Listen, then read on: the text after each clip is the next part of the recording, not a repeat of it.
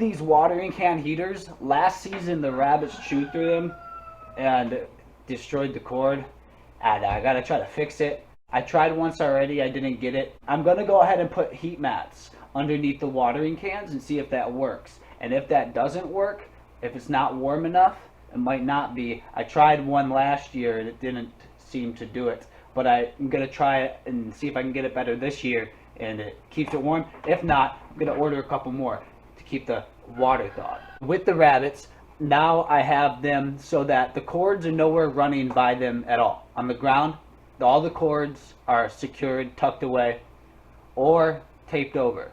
Last year, when there was cords on the ground, I taped over them with Gorilla Tape, a couple layers of it, and that kept the rabbits from getting to the cord. That worked to where they were lower on the ground. My heat mats here. These heat mats are Sunbeam is the brand, and these are the therapeutic type that you would use if you had a sore back, achy muscle. There are the types like the ones you'll see in a pet store that a lot of people use on their lizard tanks or fish tanks, and those are the Zoomed, I believe is the brand, and those are the thin black ones. They don't have staged settings like these therapeutic ones do, low, medium, high, and off. That's an important setting, which I don't see on those black ones. And also you can use a heat mat thermostat, which can regulate the temperature and tell you the temperature as well. And you can set it so the mats go off when it reaches a certain temperature. And that may be a good idea and a good option. And these I've used for years with my bug business. And they've been wet for long periods of time in the bins, and they hold up very well. I've had a couple of them that have stopped working, but never a fire or a melt. So very safe. I prefer these over those Zoomed type all day long. If it gets truly extreme like this, freakier weather, colder weather, if it's too cold for your animals now even, where they're at and you don't have heat, say, bring them inside. It's extreme, maybe, but not really, because you keep them alive and it's just fine. I have animals inside. They're great. And if I had to, I'd bring them all in, put them in a room in the basement where it's tiled and I could clean it up real easy a few days later when they go back out. You got to think extremes. And if it's extreme in that scenario, you do what you have to do to keep your animals alive. Bed them down heavy out there with extra straw bedding. Putting these bulbs inside the light fixture there now. And remember, ceramic backs, you don't want the plastic. They will melt. It's not the right type for the hot light. I'm also wiping down the light, making sure it's crispy clean before I turn it on out there. Any oils or dirt on it, that could lead to a problem, cause fire hazard, break it. You definitely want to have at least one of these metal cone around the light.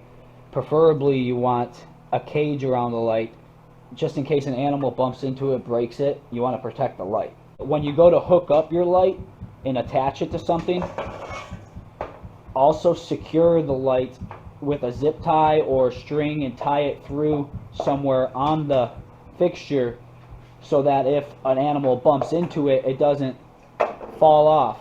It will stay connected because it's tied or zip tied. She came in and took my best ones. I don't even care. Give her some more. Piece of this corn. What else? Maybe this kale. Yeah, she already took some of it. Might as well give her the rest. What else? A little piece of this cabbage here. Give her a piece of that. And give her this little strawberry leaf. It's gonna grow back good. Spin this too. You like my hat? You cover your head and your feet real good through this Arctic cold that's setting in tonight, winterizing the animals now, and prepping up for this. It's gonna be epic. we'll see what happens in the country. Infrastructure, I don't know. Is it built for this down south? Are people built for this? Um, it's going to be cold for a lot of people. Imagine if power goes out for them. They can bundle up. Most people, like, a lot of people will die before they put on enough clothes to stay warm. It's weird. She wants the flax seeds up top. She loves these.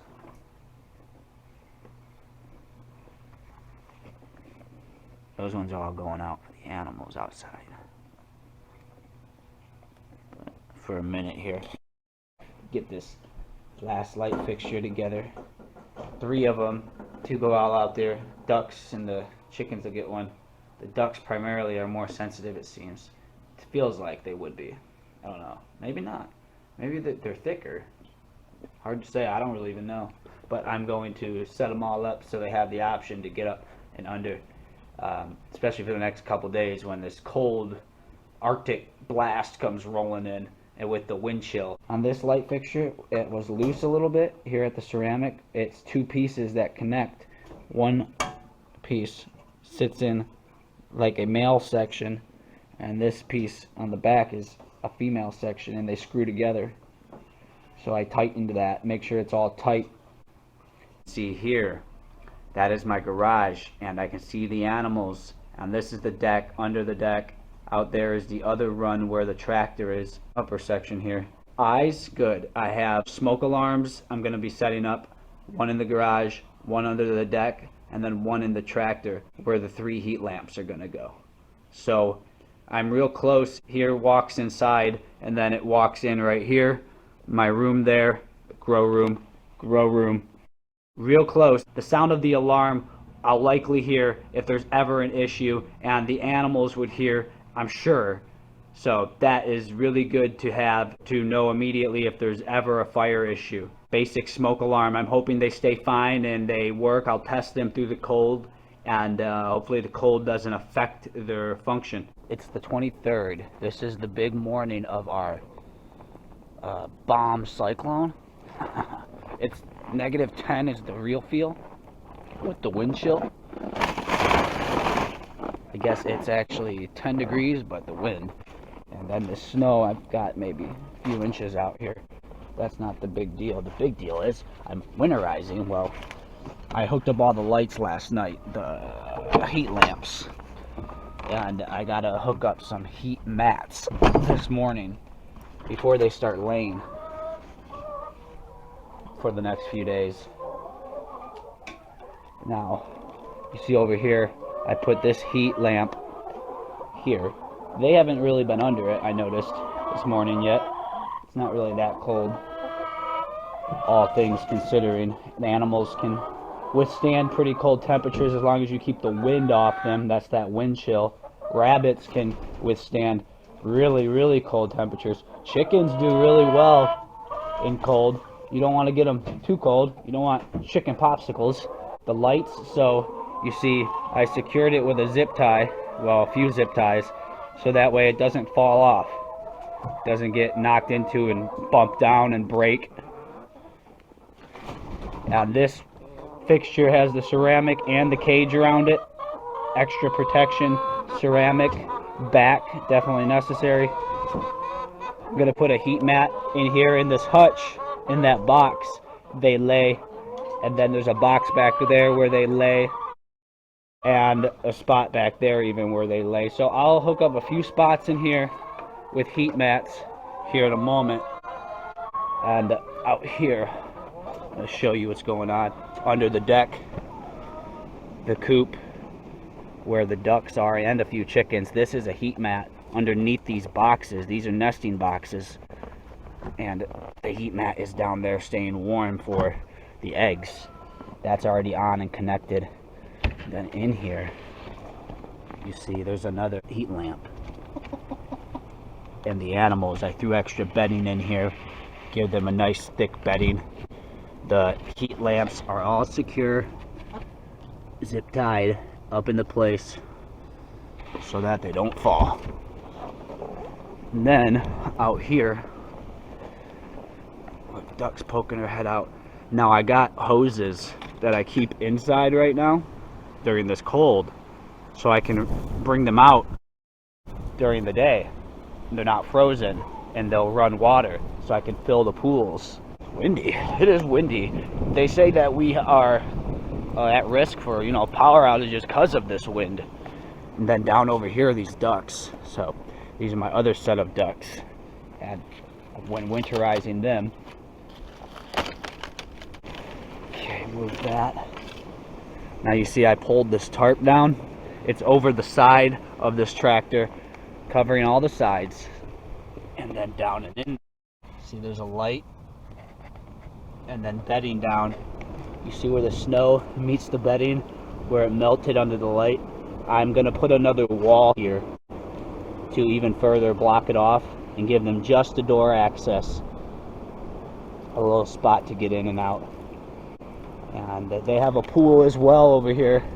I'll come out here in a little bit and run the water and fill these pools and show you how cool that looks. I put a light, not a heat lamp, but a light.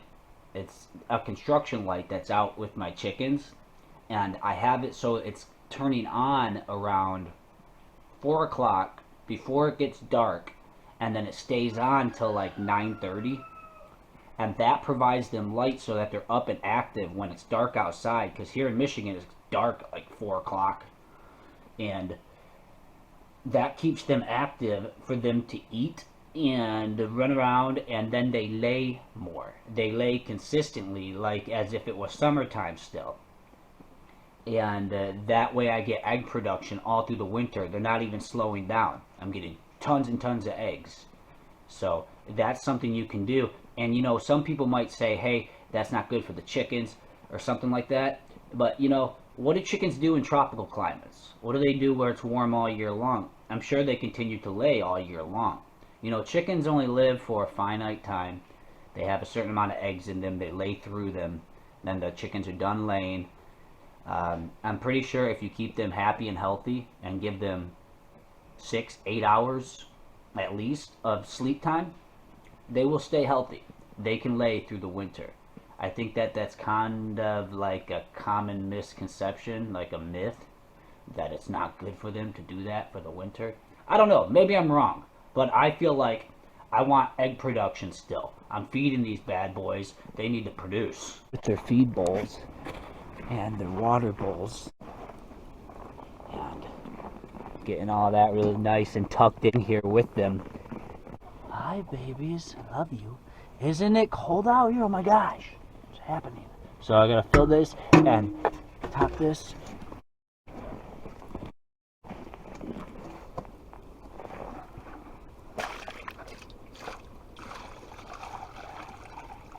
The tractor is already done. I put a partition to further close off over at the tractor. I'll show you in a second. Maybe we'll put this one. We'll move this. This is kind of a tray because they're usually outside. Put that right there. Hi, sweethearts. Plastic up on this, stop water from dripping down through the slot of the deck. And then I suppose I'll throw this in the back corner. Maybe I'll get a smaller dish later.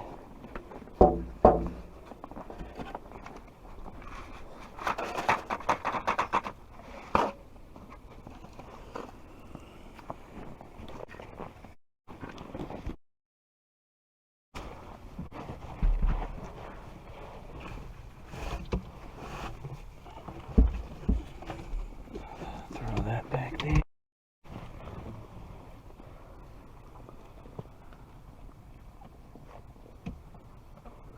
Yeah, these cords are a little bit in my face, but I like them right there because I can see what's going on with them at the connections.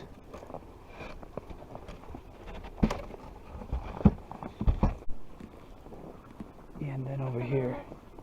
So I put the hoses on even though it's insane out here. They're not going to go in the water. I just want to see what it looks like. So it's filling, it's running down. So I put this board here, it's kind of a temporary. I may even go ahead and throw another one right there just to block the wind completely. They're not coming out of there for a day or two or three. however long this lasts, and I'll probably put it there too. You got to get the mats underneath the nesting areas so that the eggs don't freeze. Do that maybe tonight. I'm gonna grab eggs now because I saw a couple in there. I'm gonna be out here a few times at least during the next couple days, so I'll be grabbing these eggs as soon as they're laid. I'm not really worried about the eggs freezing, though. For long term and consistently, I'm going to go forward through this winter with the heat mats. I'm just not in a rush to get to it right this second today because I'm gonna collect indoor ducks. One of them laid an egg in the indoor duck hutch. It'll be in the next video. And I'm going to put hay in here right now for the rabbits. Last but not least, hay for the rabbits. I give them fat flakes. They tear it up, whatever little stringy pieces they leave behind makes up the deep bedding in here. Fat flakes and their flax seeds. That's why the lids are on the ground. I bring these lids out full of flax seeds for the rabbits to eat regularly. Flaxseed keeps fat on them, keeps them heavy in weight from a young age as kits all the way through into adults and all of their life.